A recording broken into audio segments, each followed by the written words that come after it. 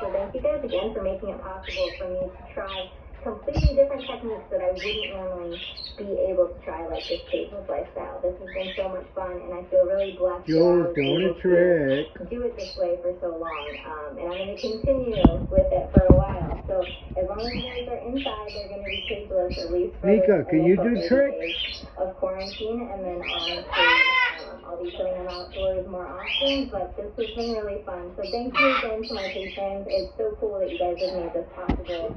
I feel incredibly blessed and grateful, and I think Capri is probably having the most fun about this. So I need you to get her it's out there. She'll bite so thank you guys, I'm sure.